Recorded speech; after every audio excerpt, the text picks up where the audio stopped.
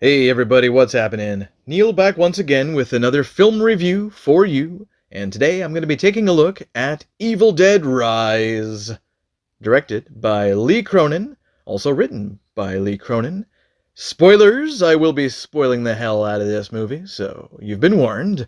And it's been out for a couple weeks now. It's kind of a late review, I know. I took April off from film reviews, but I'm back, and I thought, what the hell, I'll review this movie anyway, because I saw it, and it wasn't bad. It wasn't bad at all. So, Evil Dead Rise is the fifth film in the Evil Dead franchise, and it's very much like the previous one that came out a while ago.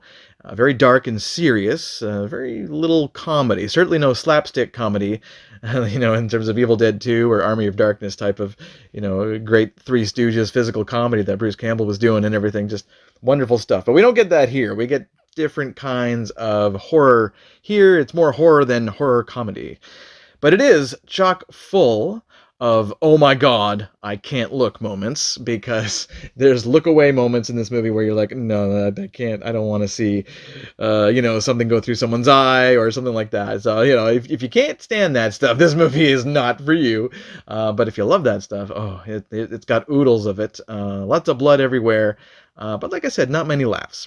So the film stars Lily Sullivan, Alyssa Sutherland, Morgan Davies, Gabriel Eccles, and Nell Fisher as the young Cassie here, and I think that's her film debut.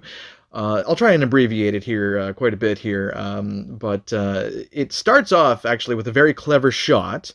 It's the evil force that is heading straight for this girl Teresa who's on a dock, and it turns out to be a drone camera, right, instead of the evil force. But I'm sure that's how they got the shot as well, as with the drone camera, because they can fly now. They don't have to just kind of go through the woods with a shoulder camera or a dolly or whatever they did back in the day. So I love that first shot. It was fantastic.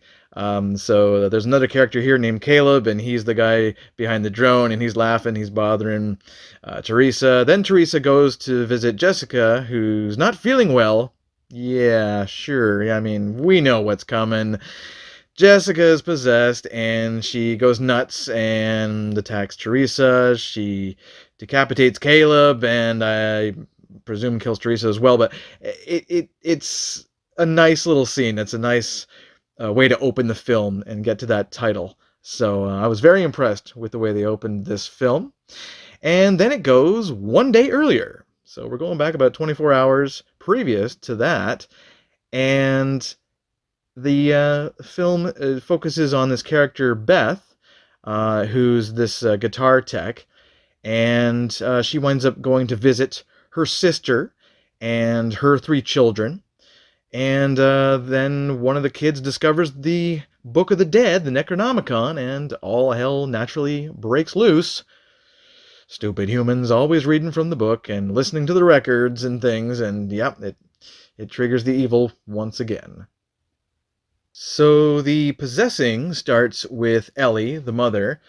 She's played by Alyssa Sutherland. I remember her from the show The Mist, and she really does a great job here with this role. She gets to be really creepy and out of control, and that's got to be a lot of fun for these actors that get to play the possessed, demonic deadites. But skipping through the story here, I mean, there's a lot of blood, carnage. Neighbors try to help, and they're no help. They get killed. By the end, it's really down to Beth and Ellie's youngest daughter, Cassie. They're the only survivors, really, the only humans really left that we've seen so far in the apartment. And there is one great ode to Ash Williams here with the chainsaw, of course. What happens is that they get trapped in the garage. Cassie gets trapped in the garage, and Beth has to save her, and Beth does save her from this mess of bodies that are kind of huddled together, like John Carpenter's The Thing. It's all these dead bodies that are mashed together. It's creepy as hell. But this is a wonderful moment with the chainsaw, and she shoves this monster now into the wood chipper, basically, whatever it is, into the grinder. So she saves the day. She saves Cassie. And the next morning, of course, we see Jessica also lives in the apartment. She was like apparently safely locked in her apartment all night, and she couldn't sleep all night. Oh no, poor girl. And so she's in the garage, she's on her phone, and then she notices the other car there that was left behind, and she gets possessed naturally. So, and that goes right to back to the beginning of the film.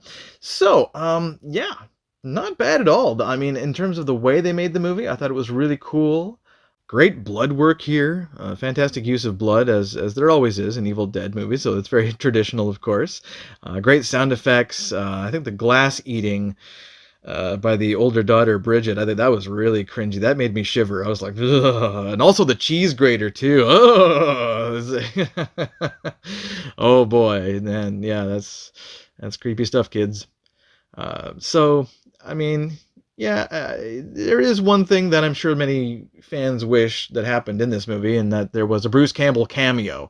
Whether he was Ash or not, you know, he could have been Pizza Papa for all we care, as long as we get more Bruce Campbell, right? But no, we don't get Bruce Campbell, at least not on screen. So when Danny, the son, plays the record, he actually hears this voice warning this priest not to read from the book, and that's Bruce Campbell's voice. He says, it's called the Book of the Dead for a reason, you know, warning them. And he's uncredited here, but that's Bruce Campbell. So there you go. There's your bit of Bruce in Evil Dead Rise. There's a nice homage or tribute to The Shining, with the elevator and the blood coming out of the elevator, of course. So, you know, that was pretty much an obvious nod, the most obvious nod to other horror flicks. But why so serious, right? I mean, I wish there was more comedy in this film. That was really all it needed. But instead it was just straight up horror, you know, go for the jugular, bloody as hell, you know, just a lot of cringe moments with eyes and hands, and you know, the usual traditional things of like knives through the hand and stuff like that. So yeah, it was pretty good. You know, I think Evil Dead's always been like The Exorcist, if the demon could spread the evil to other entities, other people, other things, you know, and things like that in the room. And I guess that's what Evil Dead's always kind of been. But it became a comedy with Evil Dead 2, and then certainly Army of Darkness with the Three Stooges references and things like that, you know, which I loved. I'm craving that kind of stuff again. But then again, Bruce Campbell, I mean, if he can't do that kind of physical comedy for a full film, or if he's not going to, then they're going to have to go in either with another actor that can, or they're going to have to go with a more serious direction, and that's what they chose. A more serious direction, straight up horror, let's, you know, gross people out, make them cringe. But the audience I saw this movie with, they seemed to love it, and I saw it with a mostly packed house. You know, my really close friend Kara loved it. She loved every minute of this movie. So it is a crowd pleaser as well, and they do a good job overall. It's still a good bloody time and a good bloody evening at the movies. So I'm gonna give Evil Dead Rise a 7.5 out of 10. Yeah. So for me, you know, I do miss the older, funnier Evil Dead movies. And the cringy, gross out stuff isn't so much up my alley as the wonderful sound effects and character portrayals, and how the story flows as well. And I thought the story flowed well here. I think Cronin did a great job. Well, that's all for me, guys. This is Neil signing off for yet another film review. I'm going to review a few more. Certainly, I gotta do Guardians of the Galaxy Volume 3, and I'll do The Flash, and Indiana Jones 5, you know, The Dial of Destiny. So that's all coming down the pipes, but I thank you for tuning into this review. If you did, it's an older review, so probably got very few views, and that's fine with me. Alright guys, until next time, peace.